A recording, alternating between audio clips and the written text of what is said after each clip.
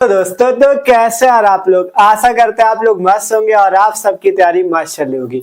तो आज यार हम बात करने वाले क्लास 12 इंग्लिश का एक बहुत ज्यादा ही महत्वपूर्ण सेंट्रल आइडिया, जो कि है ए रोड साइड पोयम का सेंट्रल आइडिया। बहुत ही मस्त तरीके से आज समझेंगे। देख सकते हो कैसे आपको बोर्ड एग्जाम की कॉपी पे लिखना है, जिससे आप बोर्ड एग्जाम में 4 नंबर फुल पे फुल पा सको। तो पूरा यार आपको बताएंगे, ठीक है। 4 नंबर का पूछा आता है और आप एकदम आसानी से 4 नंबर फुल पे फुल पा सकते हो। तो मस्त तरीके से देखेंगे हम लोग ए रोड साइड स्टैंड पोयम का सेंट्रल आइडिया। बात करें जो इंग्लिश का पेपर होता है, उसमें क्वेश्चन नंबर 10 जो 10वां प्रश्न होता है, उसमें हमसे पूछा जाता है सेंट्रल आइडिया के बारे में, ठीक है। 2-3 पोयम का दिया जाता है, 3 पोयम का आपको मिलेगा, जिनमें से एक करना होता है, 4 नंबर आपको मिलते हैं, ठीक है। इसके पहले हमने 3 पोयम का सेंट्रल आइडिया देख लिया है, माई मदर 66 का, कीपिंग क्वाइट का, ए थिंग ऑफ ब्यूटी का। तो आज के इस वीडियो में हम क्या बात करेंगे, ए रोड साइड स्टैंड पोयम का सेंट्रल आइडिया जरूर कर देना। तो अब शुरू करते हैं हम लोग। देखो, सबसे पहले बात आएगी कि बोर्ड एग्जाम की कॉपी पे आपको कैसे लिखना है। सबसे पहले ऊपर आपको लिख देना आंसर नंबर 10, मतलब 10वें प्रश्न में पूछा जाएगा। जब बोर्ड एग्जाम में आपको मिलेगा क्वेश्चन, आपको सबसे पहले ऊपर इसी टाइप से लिखना है आंसर नंबर 10। इसके बाद जैसे ए रोड साइड स्टैंड का आप लिख रहे हो, तो ऊपर लिख देना ए रोड साइड स्टैंड, और इसके बगल में आपको पोएट का नाम लिख देना है, जो कवि है इसके, ठीक है। पोएट हमने लिख दिया रॉबर्ट फ्रॉस्ट, नाम याद रखना। ए रोड साइड स्टैंड पोएम को किसने लिखा है, रॉबर्ट फ्रॉस्ट जी ने लिखा है, ठीक है। अब इसके बाद सबसे पहली लाइन, यहाँ पे आपको सेंट्रल आइडिया हेडिंग लगा देनी है, और पहली लाइन क्या लिखनी है, पहली लाइन लिखना है आपको कि आपका मतलब जो पोयम है आपको उसका नाम लिखना है, और उस पोयम को किसने लिखा है उसका नाम लिखना है, ठीक है। तो पहली लाइन हमने लिखा, the poem A road side stand is composed by Robert Frost. मतलब ये जो कविता ए रोड साइड स्टैंड है, इसे किसके द्वारा कंपोज किया गया, किसके द्वारा लिखा गया है, रॉबर्ट फ्रॉस्ट जी के द्वारा। और एक चीज समझ लो, ये जो ए रोड साइड स्टैंड है, इसका अर्थ क्या है। ए रोड साइड स्टैंड मतलब सड़क के किनारे के जो स्टैंड लगे होते हैं, मतलब जो सड़क के किनारे की दुकानें लगी होती है, ठीक है। तो उसके बारे में ही ये पोयम है, ए रोड साइड स्टैंड मतलब जो सड़क के किनारे की छोटे छोटे स्टैंड होते हैं, छोटी छोटी दुकानें होती है, उसके बारे में यहाँ पे कवि जो हमारे रॉबर्ट फ्रॉस्ट जी, उन्होंने अपने कुछ विचार यहाँ पे बताए हुए, उनको आपको समझना है सिंपल भाषा पे, ठीक है। तो सिंपल से सबसे पहली लाइन हो गई कि the poem A road side stand is composed by Robert Frost. अब इसके बाद इस कविता में उन्होंने क्या बताया वो समझना। यहाँ पे कहा गया इन दिस पोयम, इस कविता में Robert Frost is the witness of pathetic living condition of the poor in rural areas of America, ठीक है।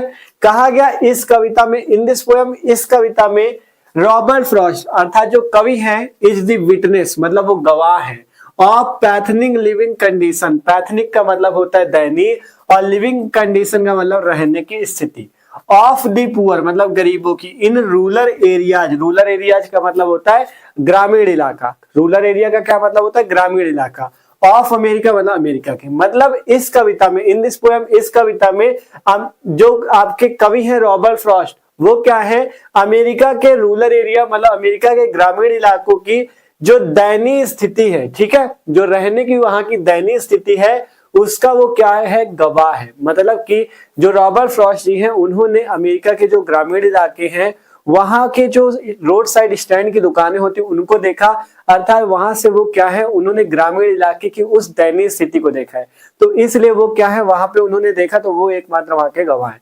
तो वही चीज यहाँ पे कहा गया, इस कविता में रॉबर्ट फ्रॉस्ट जी अमेरिका के ग्रामीण इलाकों में, अमेरिका के ग्रामीण इलाकों में जो गरीबों की दयनीय स्थिति है, ठीक है, गरीबों के रहने की जो दयनीय स्थिति है, वो रॉबर्ट फ्रॉस्ट जी क्या है, उसके गवाह है, उसके एकमात्र विटनेस है, ठीक है। इस कविता में यही बताया गया है कि मतलब जो ग्रामीण इलाकों में सड़क के किनारे जो बेचारे दुकान लगाए रहते हैं, उनके बारे में ही इस कविता में बताया गया, ठीक है। आगे समझना, the poem based on today's miserable condition of the poor villagers who do farming and sell their products sitting at the roadside, ठीक है।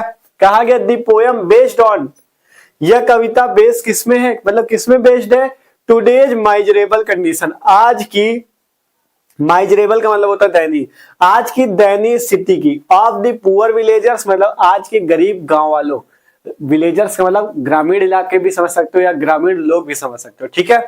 विलेजर्स का मतलब ग्रामीण लोग कह सकते हो, ठीक है। पुअर विलेजर्स मतलब गरीब ग्रामीण लोग, ठीक है। हु जो कि डू फार्मिंग जो कि खेती करते हैं, फार्मिंग का मतलब खेती करते हैं, एंड और सेल देयर प्रोडक्ट्स और अपने अपने प्रोडक्ट्स अर्थात अपनी वस्तुओं को बेचते हैं। जैसे मतलब वो खेती करते हैं तो अपनी जो फसल होती है उसको बेचते हैं, अपनी उपज को बेचते हैं, ठीक है। Product sitting at the road side मतलब सड़क के किनारों में बैठ के, ठीक है। मतलब सीधी सी बात कही गई, यहाँ समझो कि यह कविता जो है ये आज की दयनीय स्थिति किसकी, गरीबों की। मतलब यह कविता आज के जो मतलब आपके ग्रामीण इलाकों में जो गरीबों की दयनीय स्थिति है उसकी ये कविता क्या है, गवाह है। और इसमें क्या दिखाया गया कि जो आपके क्या होते हैं, पुअर विलेजर्स होते हैं, वो क्या करते हैं, डू फार्मिंग मतलब वो खेती करते हैं, एंड सेल देयर प्रोडक्ट्स और अपनी जो वस्तुएं होती है, अपने जो प्रोडक्ट्स होते हैं उनको रोड साइड, ठीक है, sitting at the road side, उनको क्या करते हैं, रोड के साइड में बैठ के क्या करते हैं, अपनी उस प्रोडक्ट को जो वो खेती से फार्मिंग से जो वो पैदा करते हैं जिस उपज को, उसको वो क्या करते हैं, खेत के किनारे बेचारे बैठ के क्या करते हैं, बेचते हैं, ठीक है। तो ये कविता इसी पे बेस है। ये कविता में यही बताया गया है कि जो गांव के गरीब लोग होते हैं या ग्रामीण लोग होते हैं वो क्या करते हैं, वो खेती करते हैं और अपनी खेती से जो प्राप्त उपज होती है उसको रोड के साइड में बैठ के बेचते हैं, ठीक है। इसके बाद कहा गया कि दे मेक स्मॉल स्टॉल्स, वो क्या करते हैं, एक छोटी छोटी दुकानें लगाते हैं। स्मॉल स्टॉल्स, स्टॉल का मतलब दुकान, स्मॉल का मतलब छोटी। दे मेक स्मॉल स्टॉल्स, वो छोटी छोटी दुकानें बनाते हैं।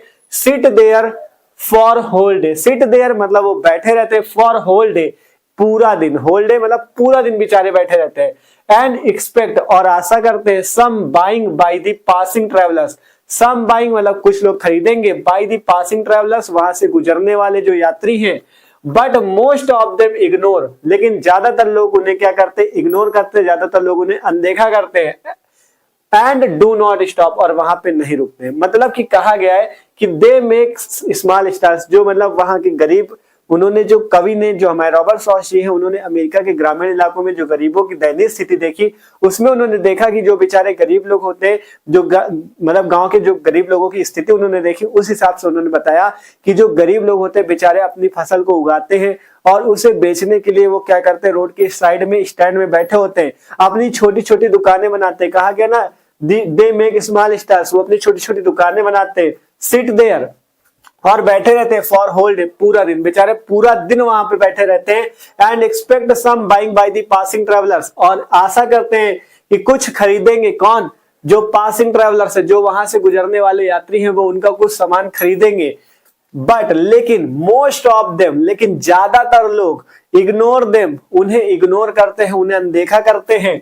एंड डू नॉट स्टॉप और वहां पे नहीं रुकते, मतलब कि वो क्या करते, वो आशा करते कि यहाँ से गुजरने वाले लोग क्या करेंगे, उनके सामान को खरीदेंगे और उनका गुजर बसर हो सकेगा। लेकिन ज्यादातर लोग जो होते हैं ना, वो सभी क्या करते हैं, उनको इग्नोर कर देते, उनको अनदेखा कर देते और वहां से गुजर जाते हैं, ठीक है, वहां पे रुकते नहीं है। कहा गया ना, एंड डू नॉट स्टॉप और वहां पे रुकते नहीं है। इसके बाद मतलब कवि को बहुत दुख होता है कि बताओ बेचारे गरीब लोग वहां पे बैठे हुए हैं रोड के साइड में। जब उन्होंने अमेरिका में देखा, ठीक है, रूरल एरियाज पे, ग्रामीण इलाकों में, कि वहां पे लोग, गरीब लोग बैठे हुए हैं, बेचारे किसानी करते हैं, ठीक है, फार्मिंग करते हैं और उससे जो उपज होती है उसको रोड के साइड में स्टैंड में लगा के बेच रहे हैं। लेकिन क्या होता है, लोग जो होते हैं, जो हम जैसे लोग होते हैं या जो आप जैसे लोग होते हैं, देखो ज्यादातर, सबको नहीं कहा जा रहा, मतलब समझ लो कि जैसे कवि ये कह रहा है कि ज्यादातर लोग क्या करते हैं, वहां से गुजर जाते हैं लेकिन बेचारों के सामान को नहीं खरीदते, ठीक है। तो आपको भी ध्यान रखना है कि ऐसे जो आप लोग देख रहे हो, जिनकी लगे आपको दयनीय स्थिति, उनके सामान को खरीद लेना चाहिए कायदे से, ठीक है। तो इस टाइप से वही चीज यहाँ पे बताया गया। इसके बाद कवि भी इससे बहुत ज्यादा दुख है। कवि को भी कहा गया, poet says that the rural people are always fooled by the cunning and rich people. Poet says, कवि कहता है कि जो द रूरल पीपल, जो आपके ग्रामीण लोग हैं, आर ऑलवेज हमेशा, फूल्ड मूर्ख बनाए जाते हैं, बाय द कनिंग अर्थात आपके चालाक, एंड रिच पीपल गरीब, मतलब रिच पीपल मतलब अमीर लोगों के द्वारा। मतलब कहा गया, कवि कहता है कि जो ग्रामीण लोग होते हैं वो हमेशा मूर्ख बनाए जाते हैं, किसके द्वारा, चालाक और अमीर लोगों के द्वारा। मतलब कि कवि कहता है कि जो गरीब लोग या ग्रामीण लोग होते हैं वो हमेशा चालाक और अमीर लोगों के द्वारा मूर्ख बनाए जाते हैं, ठीक है, ये कवि कहता है। फिर क्या कहता है कवि, the poet can not bear the sadness. Bear का मतलब होता है सहन करना, सैडनेस का मतलब दुख। कवि या दुख सहन नहीं कर सकता, can not bear the sadness, कवि या दुख सहन नहीं कर सकता। जो उसने देखा वहां पे अमेरिका के रूरल एरियाज में, मतलब जो लोग बैठे हुए हैं स्टैंड लगाए, अपना स्मॉल स्मॉल स्टैंड लगाए, लेकिन वहां से लोग गुजर जाते, उनका सामान नहीं खरीदते। इससे कवि को बहुत दुख होता है, ठीक है। सो ही रिक्वेस्ट, इसलिए वह क्या करता है, प्रार्थना करता है किससे, टू गवर्नमेंट, सरकार, रिच पीपल और अमीर लोगों से। इसलिए कवि जो है वो प्रार्थना करता है सरकार और अमीर लोगों से टू टेक रिस्पॉन्सिबिलिटी, इसकी जिम्मेदारी लेने की। रिस्पॉन्सिबिलिटी का मतलब जिम्मेदारी लेना, इसकी जिम्मेदारी लेने की।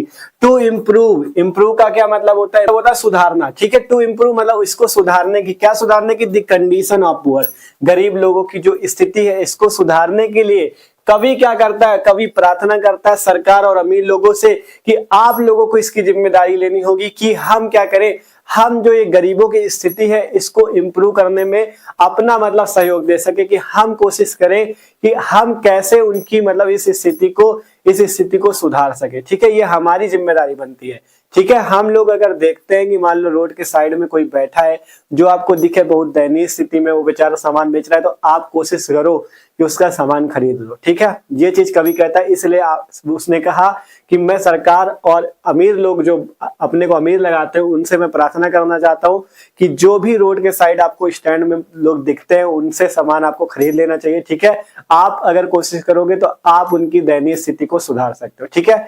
तो बहुत ही अच्छी पोयम है, ठीक है। ये इंपॉर्टेंट भी है, एग्जाम में पूछी भी जाती है। तो आशा करते हैं इसका अर्थ आपको समझ में आया होगा। सिंपल सी बात है, जो रोड के साइड में दुकानें लगती हैं उसके बारे में ही कवि ने यहाँ पे बताया हुआ है, ठीक है। तो आशा करते हैं पोयम पूरी समझ में आ चुकी है। इस टाइप से अगर लिखते हो तो 4 नंबर आपके कहीं नहीं जाने वाले, 4 नंबर आपको पूरे मिलेंगे इस पोयम को लिखने से, ठीक है। तो आशा करते हैं आज का वीडियो अच्छा लगा होगा सबको। तो वीडियो अच्छा लगा हो यार तो लाइक कर लेना, और जो लोग चैनल पे ना हो सब्सक्राइब कर लो, क्योंकि मस्त तरीके से तैयारी चल रही है आपकी क्लास 12 की, ठीक है। तो मिलते हैं अगले वीडियो पे। डिस्क्रिप्शन पे आपको और भी सेंट्रल आइडिया जो हमने करा रखे उनकी वीडियो की लिंक मिल जाएंगी, इंग्लिश की प्लेलिस्ट मिल जाएगी, वहां से जाके आप और भी वीडियो देख सकते हो, ठीक है। लाइक और सब्सक्राइब जरूर कर लेगा।